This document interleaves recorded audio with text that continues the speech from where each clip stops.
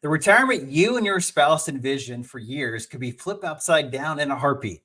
Your spouse begins to have health concerns and needs long term care. The cost, staggering. The emotional toll, unimaginable. And suddenly, everything you saved, everything you built together is at risk of slipping away.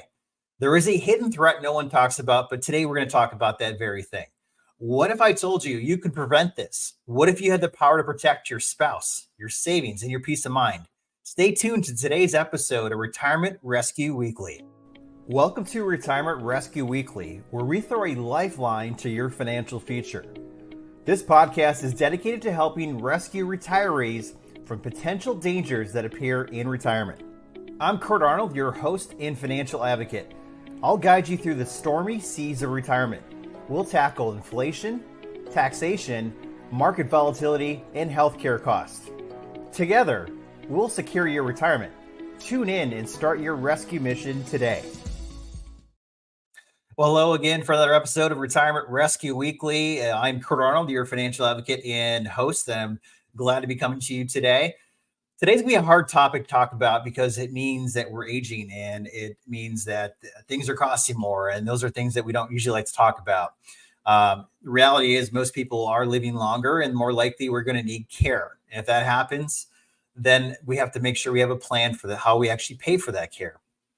I've seen this happen close to my family where somebody very special actually over time started having some cognitive decline. And then you started noticing a little bit more.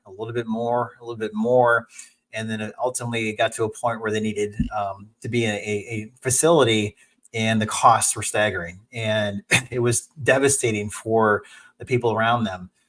So it's one of those things that we hope it doesn't happen to us, but very good chance it could. So let's talk about it today and let's learn more about it so we can make sure we have a plan for that when we get to that age. So let's get into today's show, the importance of long-term care planning in retirement. And obviously, we kind of have a retirement crisis going on right now where 87% of people are worried about these rising costs in retirement. 80% of people are worried about long-term care. How are we going to take care of this? And many Americans themselves already feel like they maybe didn't have enough savings to fund all these things. And now they're like, oh, what am I going to do? How am I going to pay for this? So the Retirement Insecurity Report was where those numbers came from. I think a lot of people feel that way. So you're not alone if that's the way you feel. So long-term care planning, what is it? So let's talk about it first. Let's define it. And those are going to be services and support for individuals requiring assistance with chronic illnesses, disabilities, and cognitive disorders. And it helps with those 6 daily living activities. And there's 6 of them. And once you need help with 2 of those, that is when a doctor usually will say you need long-term care. And then these things can start. Now, it doesn't mean from there going forward, it could be you had a surgery and someone has to come to your house for a little bit and help you as you recover, maybe help you bathe, help you get, eat and things like that. Make sure it's safe for you. But maybe as health starts declining more, you need it more. And that's where we have to understand that. So before we get into more of today's show, let's take a look at this. You and your spouse are enjoying your golden years together, but one day, one of you needs long-term care. What happens then? The reality is, long-term care can be financially and emotionally devastating. If one of you needs nursing home care, all the assets you worked a lifetime to save are suddenly at risk. Your retirement savings, even your spouse's future security, could be drained by the high cost of care, in some cases, over $100,000 a year. And what about the healthy spouse? Many think they can handle it alone, but the emotional and physical toll of caregiving is immense. Lifting, dressing, bathing, and providing constant supervision can be too much for one person, especially as they age. Not only does this lead to burnout, but the healthy spouse may have to leave their job, abandon retirement plans, and deplete their own savings to cover the cost of care. By planning early, while you're still healthy, you can create a strategy that covers the high cost of care without putting your family's future at risk. Whether it's through long-term care insurance, Medicaid planning, or other options, you can avoid losing everything. Don't wait until it's too late. Protect your spouse, protect your assets, and secure peace of mind for the years ahead. Start planning today so you can focus on what really matters, each other.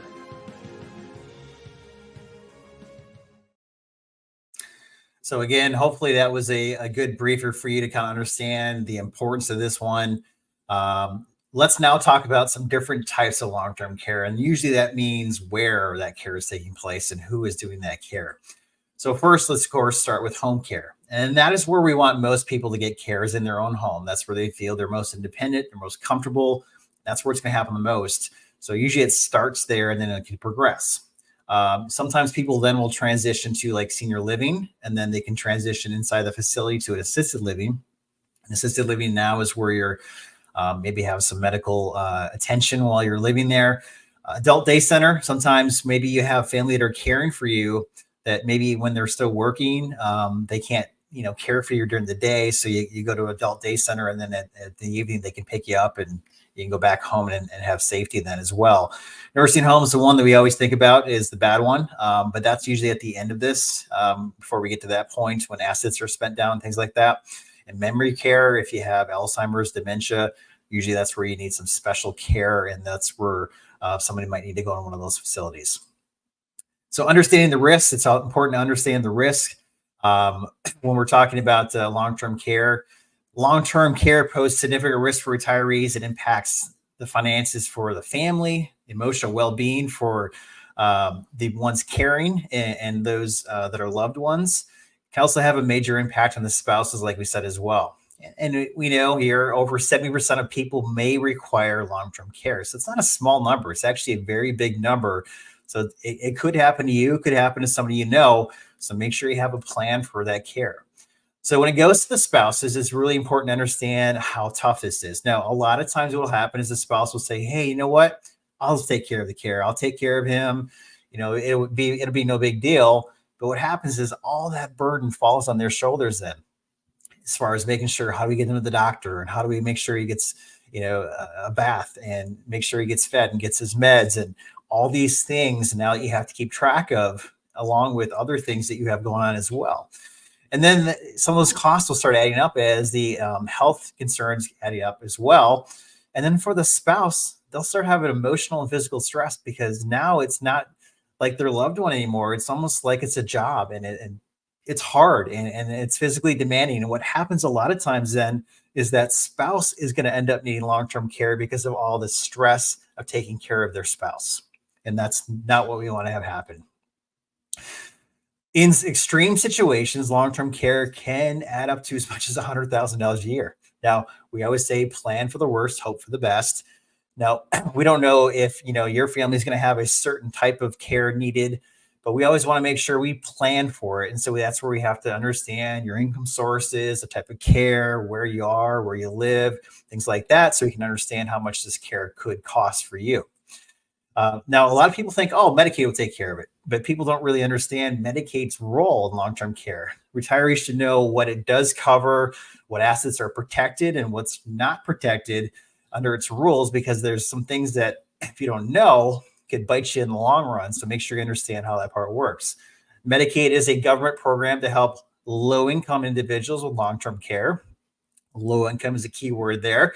So your eligibility is after most assets have been depleted, which means if you have assets, say you have a 401k, IRA, things like that, we got to spend that down with our own money first before Medicaid is going to jump in and help us out. Medicare, not Medicaid, but Medicare does not cover long-term care. And this is where a lot of retirees get this wrong. And it's a very eye-opening surprise for them. Medicare is only covering skilled nursing, not unskilled nursing like in-home care and things like that. So that's where usually there is quite a bit of a surprise. Now, what we say we have to spend down assets, one of the things we have to worry about then is, if we start spending down assets for care, what about the spouse? Now, are they going to have enough for them? And that's usually where a lot of times unfortunately, it's the women, because they happen to live longer than men. They end up in a hardship situation because of this, because the male maybe starts having some health issues first. So when we start spending down assets, what's involved here? So the primary residence, one thing to know is if your house is paid for, which happens a lot of times, there's only so much equity that can be protected by the spouse.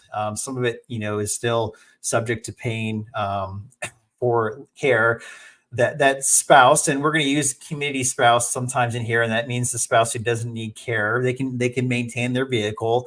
The community spouse resource allotment, the limit for that is 148,000, which means we have to spend down a certain level to get to this number before the rest of it's protected.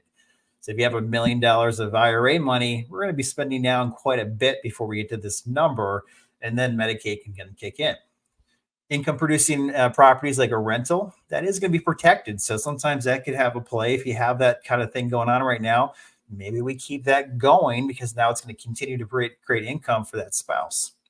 So again, that primary residence where you reside, that's protected. That car is protected, and a certain amount of assets.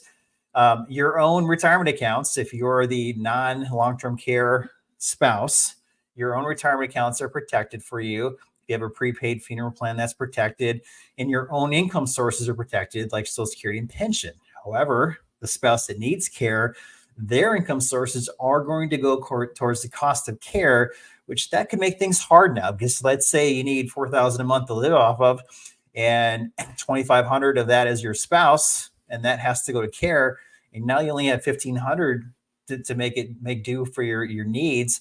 Where do we get that money from? And that's where things start going sideways a little bit. So this is where it's really important to have a financial plan then, because we have to know that at some point in time we're going to need care, and if it does happen, how do we do this, and how do we know how much income we're going to need, and how do we plan for that? So it's really, really important that we don't just fly by the seat of our pants, that we have a plan for when we get later in life and how we pay for these things. And the plan is so important, especially for the other spouse, like I said, because they're the ones that are left behind after, the dust settles, so to speak, and now they're trying to make do with what they have left. What usually happens for that spouse is they have emotional, financial, physical stress after all this kind of goes through. And we talk about health and wealth. Their wealth is now declined, and their health may decline as they go through this too. So we want to do what we can to protect them and protect other family members as well, because, just assuming that kids are going to jump in and help too when they have lives and their children as well, it's going to be hard for that to happen. And of course, we have to think about dementia, Alzheimer's as well. Right now, we know that 1 in 9 people are going to be impacted by Alzheimer's and dementia care. So early preparation is extremely important to understand what resources are available and how do we make sure we have the best care for that spouse, but also make sure that we don't spend too much that affects our needs as well. So let's talk about 2 case studies really quick here. And with this case study, I want to show you there's 2 types of situations, of course. The first is the ignoring Irwins. So they decided they didn't have a plan. And unfortunately, James ended up getting dementia at age 73. So what happened is they then needed $90,000 a year for care, which is quite a bit. Carol was not prepared for that. It depleted all their savings. And by the time James had passed away, Carol had not enough assets to live off of, and she was forced to move in with her children. Now, I'm not doing this to scare you, but I'm saying, hey, this is realistic. This does happen. And so how do we plan for that? Now, let's show you another example. It's called the Planning Petersons. And they did have a long-term care plan. They had long-term care insurance of some type. Not important in this example, which type. Frank ended up getting dementia at age 68. Their insurance covered most of the costs, which means we didn't have to have that rapid spend down and have to go into Medicaid, things like that. We did some estate planning to protect the home and some other assets for the wife, for Susan, so that way there wasn't all this spend down. We had some things protected with estate planning.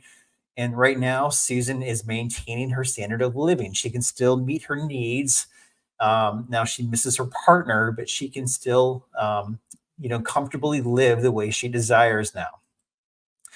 So action steps. What do we do with this information? It's important to know when we have this knowledge, what can we do? And one of the things I always tell people for in my planning stages here is have a long-term care plan. And so I want you to think, we're going to show a video here, and I want you to think through this and think about your own situation. And this is where I challenge you to kind of stop and think, if I need care, how is this all going to work?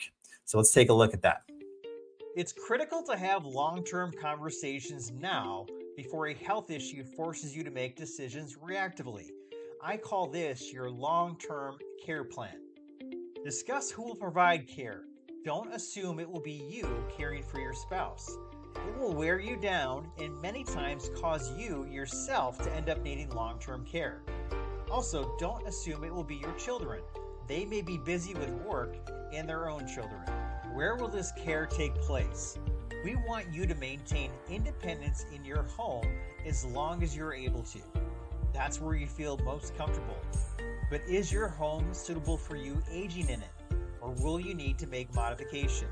Will you need to move your bedroom and bathroom to the first floor? Will you need a wheelchair ramp? How will you bathe safely? Consider moving while healthy if you feel you'll need to in the future. As health declines, you may need to progress into senior living and assisted living facilities. Are there facilities in the area you can visit to learn more about? Who will manage everything if the unexpected happens? Selecting someone to manage your care if your health declines is a critical decision. This person is responsible not only for making decisions about your health care, but also ensuring that your financial resources are used effectively to provide you the care you need and protecting your spouse and family from financial hardship.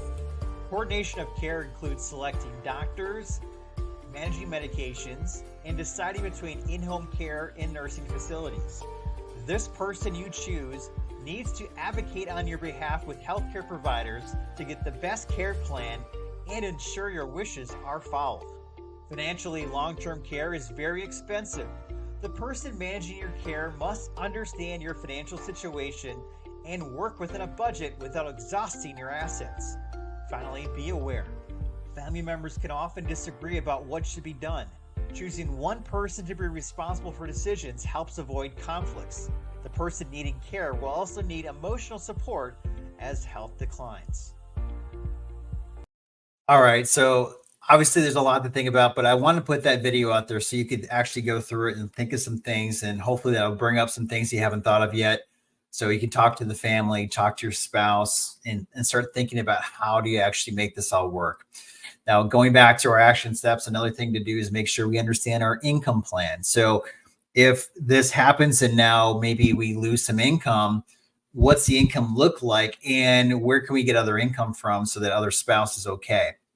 You know, do we need some long-term care coverage to protect against these extra costs? Do we need to allocate some of our IRA money or things like that to this care? We have to look and see, you know, give our money jobs and make sure we understand that.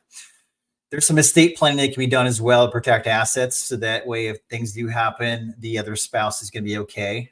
So that's where you might want to evaluate, is there some things we can do now? Understanding too that Medicaid has a 5-year look back. So it's not like you can just say, oh, my husband's going into a nursing home tomorrow. I'm going to move money out of the the way really quick and try to hide it. Medicaid's too smart for that, unfortunately. So you have to have things out of the personal name in a 5-year period, so that way there's no look back there. So that's where estate planning can be really key. Make sure your house is long-term care ready, as we talked about in the video. If you have to make modifications, if you have to do different things to make sure the house is suitable to keep living in, so you can have that home care, make sure you do that then as well. Start visiting care facilities and kind of get an idea where maybe you want to be. I had a person I met with a couple of years ago. She was starting to have some cognitive decline. She acknowledged it, and she knew she was going to have to sell her house and get into a senior facility so she could eventually get into assisted living. But there was a huge wait list. I mean, literally what that means is she has to wait for people to pass away to get into the facility.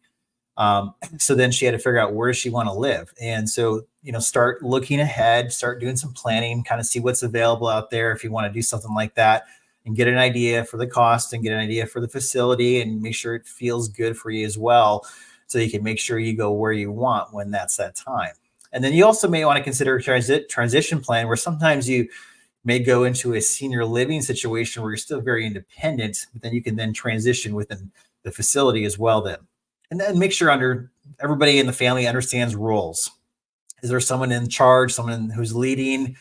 What happens if, dad needs care or mom needs care? What do we have to know about? So have like a little family meeting to make sure everyone's kind of on the same page. Because unfortunately, when it comes to care, I've seen it too many times where family members start fighting over who's doing what. So just make sure that there's some clearly defined roles or understanding about how care is going to happen as well. So as we like to do every week, we like to give a lot of information and educate. We also want to give you some more resources so you can take some time to start evaluating things. And we created a long-term care rescue plan for you where you can actually get an evaluation of your long-term care. There's a link below that you can actually get some information from us. So take a look at that link in the show notes. So we can kind of, look at, is there some things you need to do now? Do you have to look at estate planning or long-term care? Do we have enough income? Things like that. It's really important to do that before it's too late. So make sure you do that. So again, thank you for joining us for today for another episode of Retirement Rescue Weekly. As always, we're live on Thursdays on the East Coast and then 8 o'clock on the West Coast. Make sure to check us out each Thursday for another episode of how we can rescue your retirement from all these different things that are out there that are keeping you up at night. Until then, have a great week. Thanks.